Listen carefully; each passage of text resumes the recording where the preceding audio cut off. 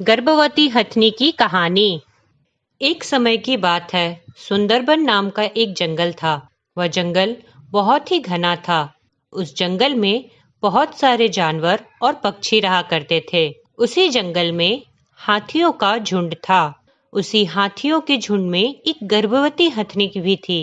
एक दिन हथनी जंगल में भटक रही थी। उसे बहुत जोरों से भूख लगी थी। हथनी माँ बनने वाली थी। कुछ ही दिनों में उसका बच्चा इस दुनिया में आने वाला था। 3-4 दिनों से हथनी बहुत भूखी थी और खाने की तलाश में जंगल में खाना ढूंढ रही थी। गर्भवती होने से अधिक भूख लगने के कारण वह खाने की खोज में जंगल से एक बस्ती की तरफ आ गई। जंगल से थोड़ी ही दूर पे इंसानों की एक छोटी सी बस्ती थी। बस्ती में कुछ दूर आने के बाद उसे रास्ते में एक तरबूज मिला। बहुत दिनों से भूखी होने के कारण तरबूज का फल देखते ही उसने मुंह में ले लिया। वह तरबूज बारूद और पटाखों से भरा था, जिसे बस्ती के लोगों ने जंगली जानवरों को भगाने और सबक सिखाने के लिए रास्ते में रखा था। इस बात से अनजान हथनी ने जैसे ही तरबूज खाना शुरू किया, अचानक से वह तरबूज उसके मुंह में जाके फट गया और इस वजह से बेचारी गर्भवती हथनी का मुंह जल गया। उसके मुंह से खून निकलने लगा। दर्द के कारण वह चिल्ला रही थी और तड़प रही थी। उस हथनी ने कभी सोचा भी नहीं होगा कि कोई तरबूज के फल में बारूद और पटाखे भर के रखेगा।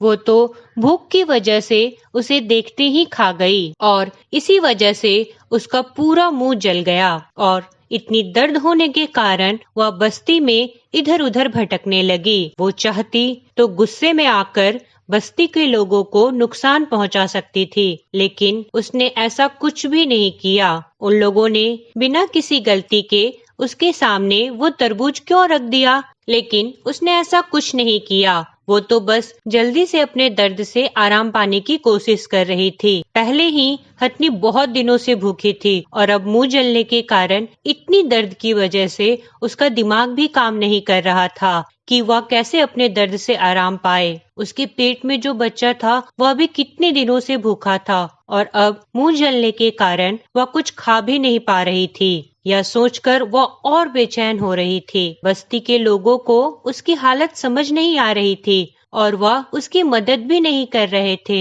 आखिरकार हथनी दर्द से आराम पाने के लिए नदी के अंदर चली गई।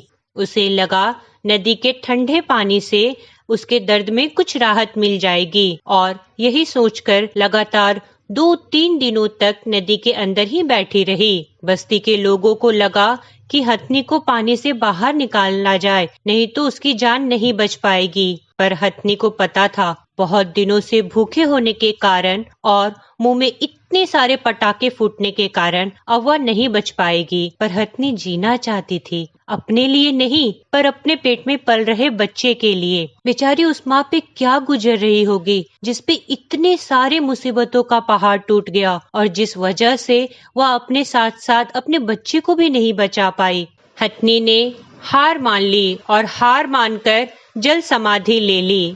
हर माँ की तरह वह भी अपने बच्चे को इस दुनिया में लाना चाहती थी।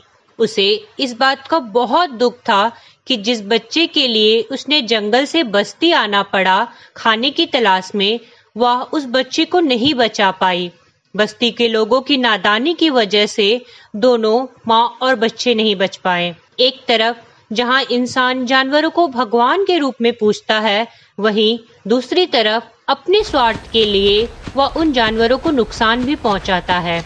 एक बेजुबान हथनी ने उन लोगों का क्या बिगाड़ा था जो उन्होंने उसे यह सजा दी। इंसान अपने स्वार्थ में इतना अंधा हो चुका है कि उसे बेजुबान जानवरों पर हो रहे अन्याय भी दिखाई नहीं दे रहे। कुछ बेवकूफ इंसानों की गलती के वजह से मासूम जानवरों को बहुत तकलीफ सहनी पड़ती है। इंसान को अपनी सोच बदलनी होगी और जानवरों का ख्याल रखना होगा, क्योंकि सृष्टि के संचालन के लिए इंसानों के साथ साथ हर जीव जंतु का सही संख्या में होना बहुत जरूरी है। दोस्तों, हमें इस कहानी से यह सीख मिलती है कि इंसान को ये बात हमेशा ध्यान रखनी चाहिए कि वह अपने स्वार्थ में किसी मासूम को तकलीफ ना पहुंचाए। इंसान हो या जानवर, हम सब इस सृष्टि का एक हिस्सा हैं और इस सृष्टि को चलाने के लिए जितनी जरूरत हम इंसानों की है उतनी ही बाकी जीव जंतुओं की। दोस्तों, अगर अभी तक आपने हमारे चैनल को सब्सक्राइब नहीं किया है तो प्लीज सब्सक्राइब करें और बेल आइकन को हिट करें।